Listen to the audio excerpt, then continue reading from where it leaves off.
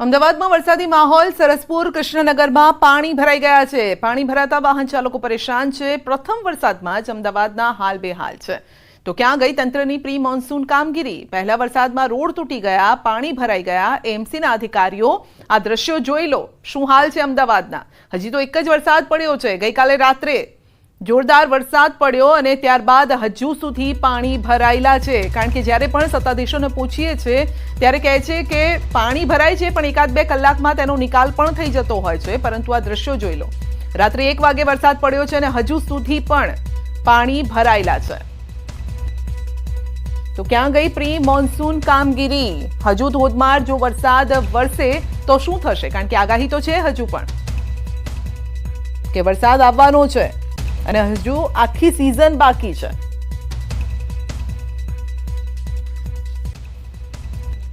અહીંયા 35 વર્ષથી આ પ્રોબ્લેમ છે. ઘણીવાર અહીંયા કામ ચાલુ કર્યું પણ કોઈ જ નિરાકરણ આવતું નથી. વર્ષોથી આનો જ પ્રોબ્લેમ. અહીંયાના રહીશોને અડધી રાત્રે ક્યાંય પણ જવું હોય એટલો પ્રોબ્લેમ થાય છે કે જેની કોઈ હદ જ નહીં. નથી એમ્બ્યુલન્સ આવી શકતી કે નહીં ઇમરજન્સી કોઈ સેવા મળી શકતી. આ પ્રોબ્લેમ વર્ષોથી 30 થી 35 વર્ષથી હું આનો જ પ્રોબ્લેમ જોઈ રહ્યો છું. કારણ શું હોઈ શકે કે કોર્પોરેશન કામગીરી નથી કરતું યા તો નીચાણવાળો વિસ્તાર? કોર્પોરેશન કામગીરી કરે છે પણ ન કરવા જેવી કરે છે. જે મેઇન પ્રોબ્લેમ છે એ સોલ્વ નથી થતો. તો અમદાવાદમાં પ્રી મોન્સૂન કામગીરીના ધજાગરા ઉડ્યા છે. શહેરના મેમ્કો વિસ્તારમાં ઘૂંટણસમાં પાણી ભરાયા છે. રસ્તા પર પાણી ભરાતા વાહન ચાલકો પરેશાન છે. ચારે બાજુ પાણીના કારણે અનેક લોકો અટવાયેલા છે. આપ જોઈ શકો છો કે કઈ રીતે ટ્રાફિક જામ થઈ ગયો છે.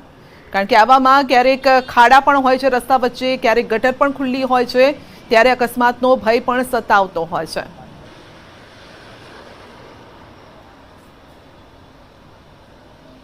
તો અમદાવાદના રસ્તા પર ટ્રાફિક જામના આ દ્રશ્યો, જો કે આ વર્ષે જ નથી ભરાયું આ પાણી અહીંયા, પરંતુ દર વર્ષની આ જ પરિસ્થિતિ છે. સરસપુર મેમ્કો વિસ્તાર પૂર્વ વિસ્તારમાં આ પરિસ્થિતિ જોવા મળે છે.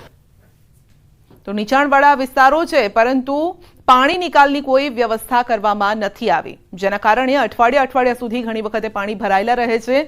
રોગચાળાનો ભય પણ લોકોને સતાવતો હોય છે. તો કેટલાક દ્રશ્યો અમે આપને બતાવી રહ્યા છે ને જે જોઈને જ આપ નક્કી કરી શકો છો કે એએમસીએ કયા પ્રકારની કામગીરી કરી છે. તો અમુક વિસ્તારોમાં પાણી ભરાઈ ગયા છે. માણેકબાગમાં પણ પાણી ભરાયા છે અને ક્યાંક ભૂવો પણ પડી ગયો છે પહેલા વરસાદમાં. તો 6 ફૂટનો ભૂવો પડ્યો છે. સરસપુરમાં વૃક્ષ ધરાશાયી થઈ રહ્યા છે. દિવાલો જે છે એ પણ જાણે કે પોલી થઈ ગઈ હોય ને એ પણ ધસી પડે તે પ્રકારની પરિસ્થિતિ સર્જાય છે. જોકે જ્યારે પણ ચોમાસું આવતું હોય છે, વરસાદી સિઝનમાં અમદાવાદમાં ભૂવા પડવા નક્કી જ હોય છે, પરંતુ કોઈ સ્ટ્રોંગ પ્લાનિંગ કરવામાં નથી આવતું, જેના કારણે સ્થાનિકોને મુશ્કેલીનો સામનો કરવો પડે છે. ખાસ કરીને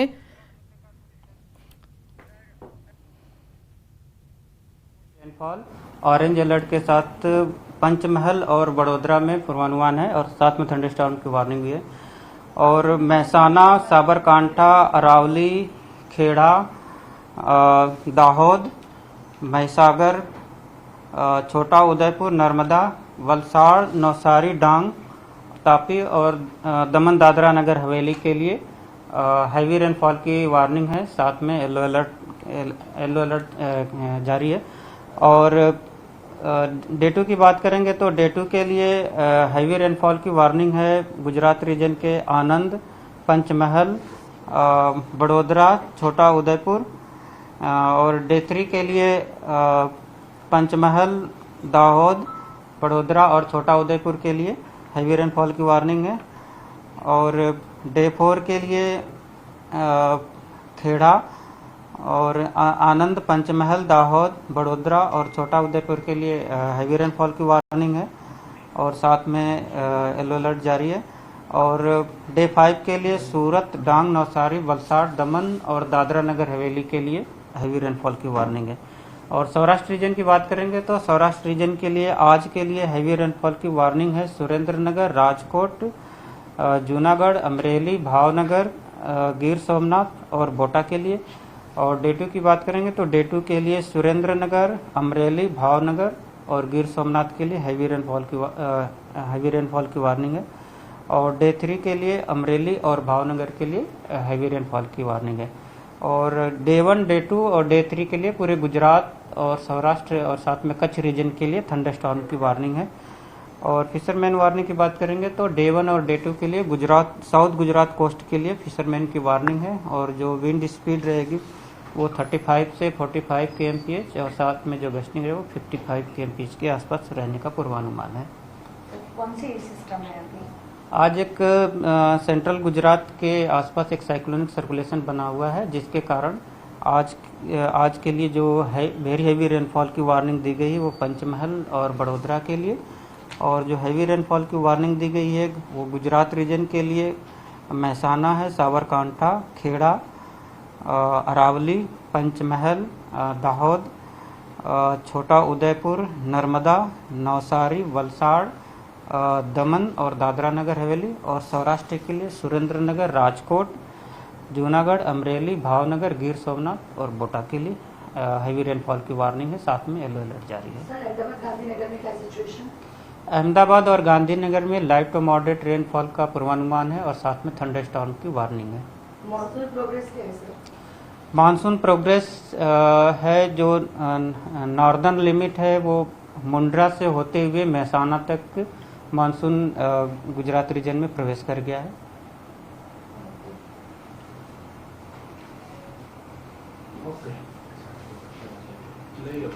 તો ચોમાસું આગળ વધી ગયું છે અને મહેસાણા સુધી ચોમાસું પહોંચી ગયું છે। વાયા કચ્છ થઈ અને ચોમાસું મહેસાણા સુધી પહોંચ્યું છે અને જેના ભાગરૂપે જ આપ જોઈ શકો છો કે રાજ્યના અલગ અલગ વિસ્તારોમાં વરસાદ વરસી રહ્યો છે। તો અમદાવાદમાં વાસણા બેરેજના ગેટ ખોલાયા છે। વાસણા બેરેજના 4 ગેટ 2 ફૂટ ખોલાયા છે। વાસણા બેરેજમાંથી 6700 ક્યુસેક પાણી છોડાયું છે। ફતેવાડી કેનાલમાં 480 ક્યુસેક પાણી છોડવામાં આવ્યું। પાણીનો નિકાલ કરી વાસણા બેરેજના 132.50 ફૂટ સપાટી લેવલ જાળવી રખાશે।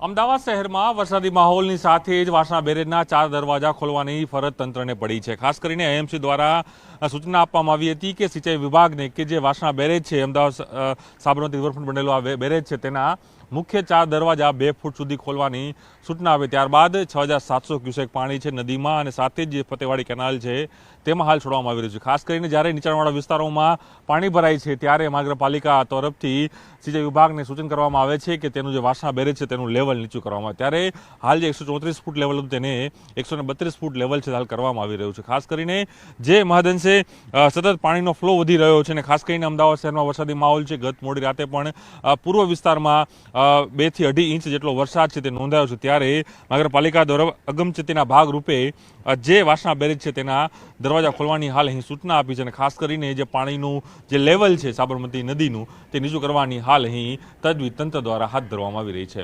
તેમાં અમિત શર્મા સાથે પ્રણવ પટેલ, ન્યૂઝ 18 અમદાવાદ। તો અમરેલીમાં કારમાં લાગી ભીષણ આગ। દામનગરમાં કારમાં આગ લાગી છે। કાર ચાલકનો આ બાદ બચાવ થયો છે। તો રાફડા ચોકડી પાસે સીએનજી કારમાં આગ લાગી હતી, જોકે કોઈ જાનહાનિ નથી થઈ। કારમાં આગ લાગતા અફરાતફરી મચી ગઈ। આગમાં કાર ખાક થઈ ગઈ છે। દામનગરના રહેવાસી યુવકની કારમાં કોઈ કારણોસર આગ લાગી હતી અને કાર આગમાં બળીને ખાક થઈ ગઈ છે।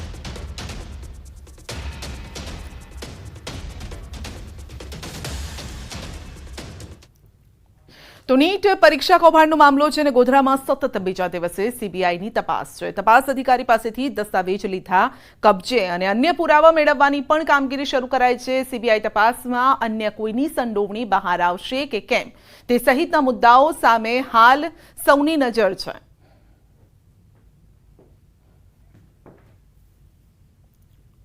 તો નીટ પરીક્ષામાં ગેરરીતિને લઈને યુથ કોંગ્રેસનો વિરોધ છે। વડોદરાના સયાજીગંજ વિસ્તારમાં ધરણા, બેનર, પોસ્ટર, પ્લે કાર્ડ સાથે વિરોધ પ્રદર્શન। દેશભરના વિદ્યાર્થીઓનું ભવિષ્ય બગાડ્યાનો આરોપ પણ લાગ્યો છે અને નીટ પરીક્ષાનું ફરીથી આયોજન કરવા માંગ છે। તો યુથ કોંગ્રેસે ચક્કાજામ કરતા વાતાવરણ ઉગ્ર બન્યું। યુથ કોંગ્રેસ અને પોલીસ વચ્ચે ઘર્ષણ, કાર્યકરોની ટીંગાટોળી કરાઈ છે। પોલીસે 10 થી વધુ કાર્યકરોની અટકાયત કરી છે।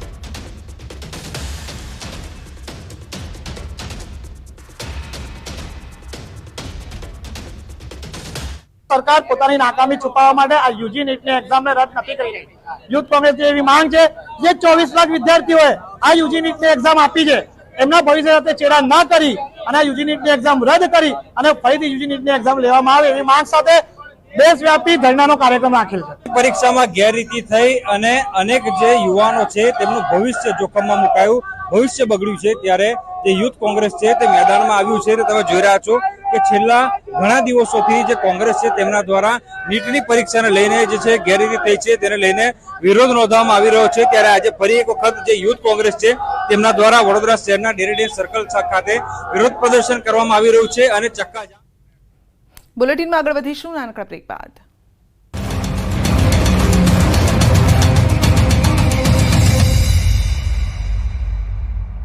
લૂબી પમ્પ્સ, ફ્લો નહીં ફોર્સ.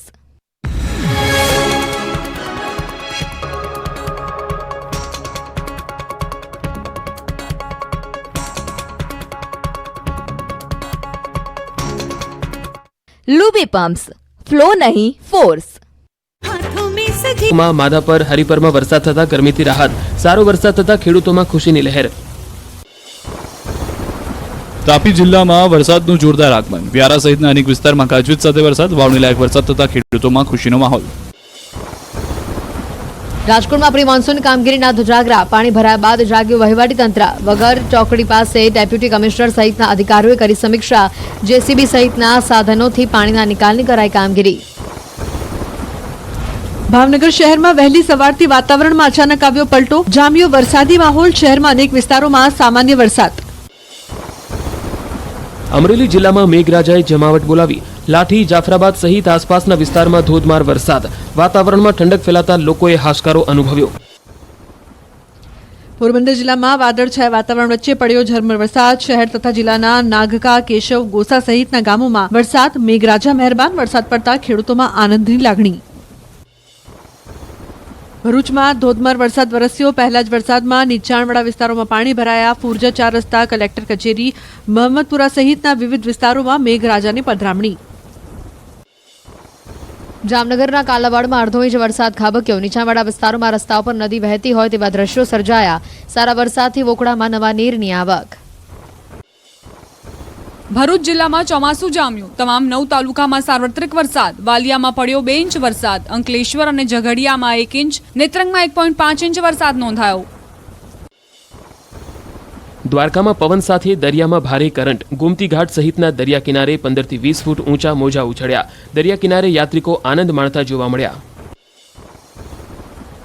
દ્વારકાના ભાણવડ પંથકમાં ધોધમાર વરસાદ. જામપર ગામને નવા ગામને જોડતા રસ્તા પર નદીઓ વહી, રસ્તા પર પાણી ભરાઈ જતા વાહન ચાલકો અટવાયા. દ્વારકામાં સાર્વત્રિક વરસાદી માહોલ છવાયો. ખંભાળિયાના કેશોદ, વિજલપર સહિતના ગામોમાં ભારે પવન સાથે ધોધમાર વરસાદ વરસ્યો. જિલ્લામાં વરસાદ વરસતા ખેડૂતોમાં ખુશીનો માહોલ જોવા મળ્યો. રાજકોટ મનપાની વધુ એક બેદરકારી સામે આવી. શહેરના વાવડી વિસ્તારમાં વરસાદી માહોલમાં રોડ બનાવવા માટે ખાડો ખોદી નાખતા ખાડામાં ભરાયું પાણી. ખાડામાં 2.5 થી 3 ફૂટ પાણી ભરાતા વધી લોકોની સમસ્યા. રાજકોટમાં વરસાદે તંત્રની પોલ ખોલી. 1 ઇંચ વરસાદમાં પોપટપરા નાલા